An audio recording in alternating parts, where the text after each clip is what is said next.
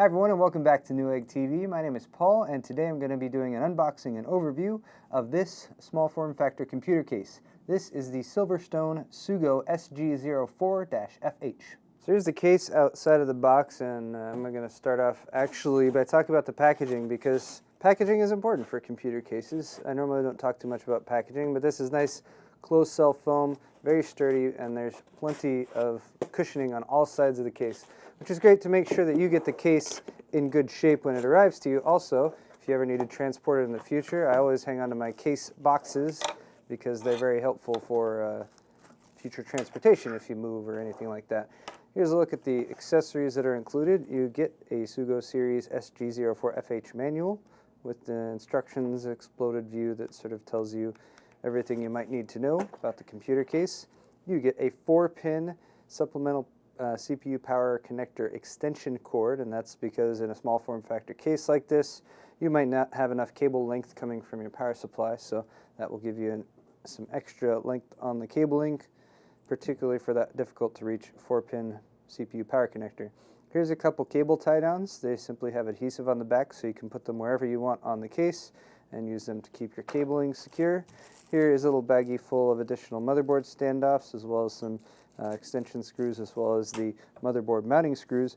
And then finally you get this little plate right here, which also has a brushed aluminum panel on the front, and that fits right in here. Actually, if you install your optical drive right behind that tray, you can use the adhesive strips to connect right there, and that will allow you to get a clean front bezel look.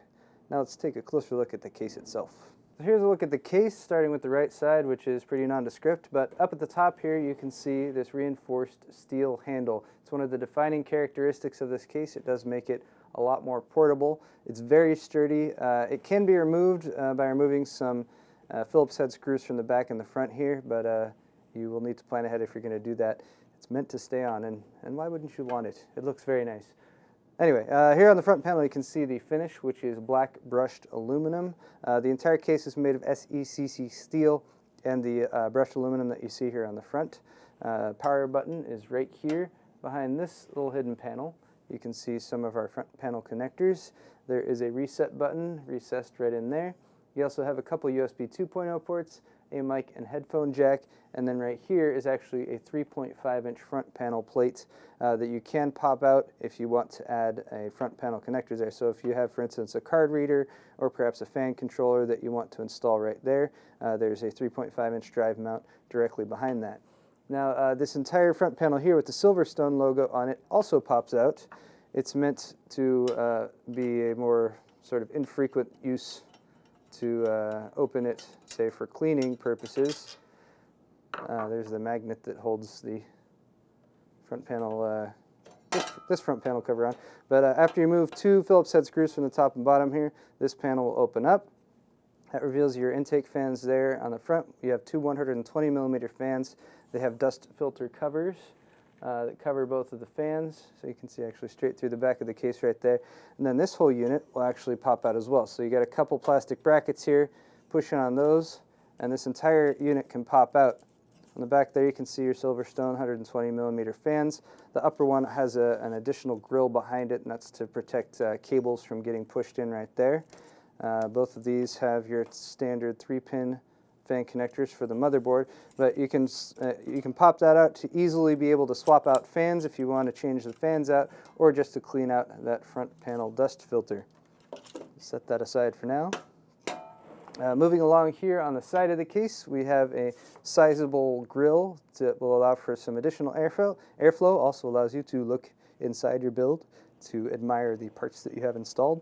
The side panel is held on with thumb screws right over here. Thumb screws actually for both side panels.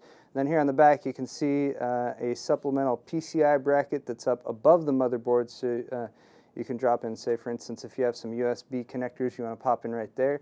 If you want to add some USB 3.0, for example, that's a good place to do it. You have a knockout here for your motherboard input-output. Some additional grilling here for airflow.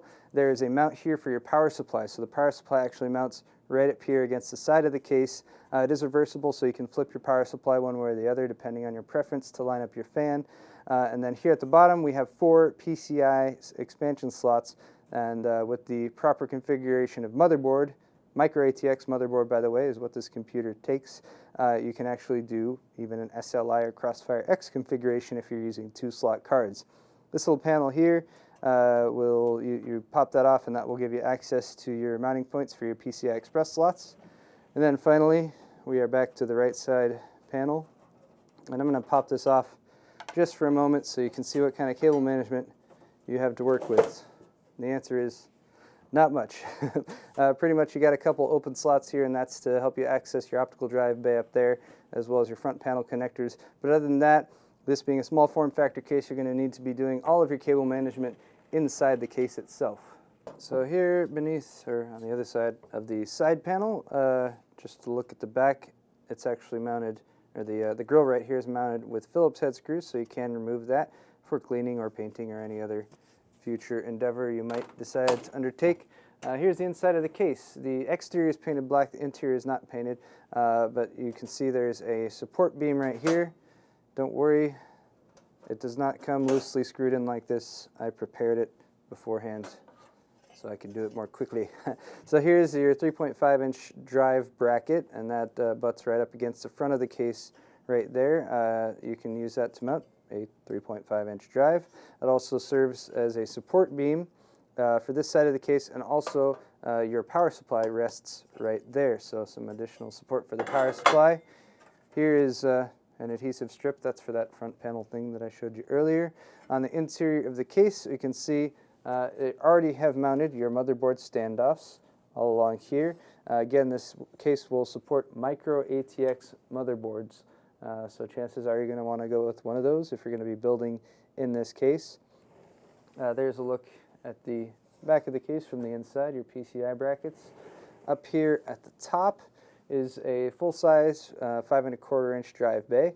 It mounts in the typical standard way with mounting screws. Right below that, this little bracket right there is also a power supply mount, so your power supply will slide right into there, and that will keep it well supported.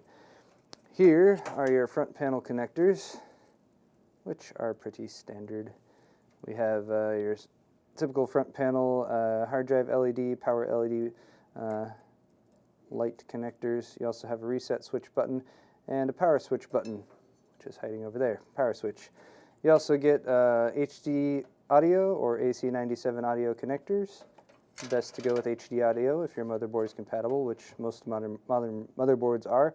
Finally, you have a USB 2.0 connector for your motherboard there to enable those USB 2.0 front panel ports. Now, if you're thinking USB 2.0, why not 3.0? Well, the answer is that this case actually came out a couple years ago. We requested it for a specific purpose, but we thought we'd give you guys an overview of it at the same time because it's a pretty cool little case, and we'll hopefully be following up with a video in the future for what we have planned for it. Here at the bottom is your bottom panel of the case, which serves a couple purposes. There's a couple more 3.5-inch drive mounts on it. They have rubber inserts there to reduce vibration. There's some gaps here at the bottom that also allow for some additional ventilation. The cool thing about this panel is actually, if I switch over here to the bottom of the case, is that it's removable. It's really handy, especially building in a small form factor cases, because once you get everything in there, it can be very difficult to go in there and make modifications. By removing these screws right here, this entire panel actually folds out and pops off from the bottom. So if you want to install, for instance, an additional hard drive on top of there, you can do so without having to get into the main area of your case. Also here at the bottom, you have the feet of the computer. They have foam inserts here to reduce vibration and keep the desk you have it set up on protected. And finally, here's another look at that very sturdy handle on the top of the case. This is made of steel. They have drilled some holes right there for aesthetics, also to reduce the weight of the handle itself. And again, really, really sturdy. There's just no chance that anything's ever going to happen to this handle. And there's a couple of the mounting screws. I believe there are 9 in total that keep this handle installed. You kind of need to get up underneath here, so you need to remove some other hardware if you wanted to remove that.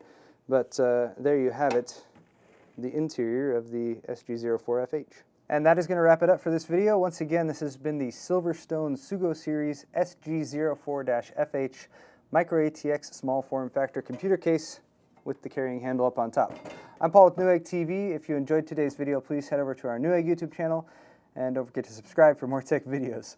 Thanks a lot for watching. We'll see you next time.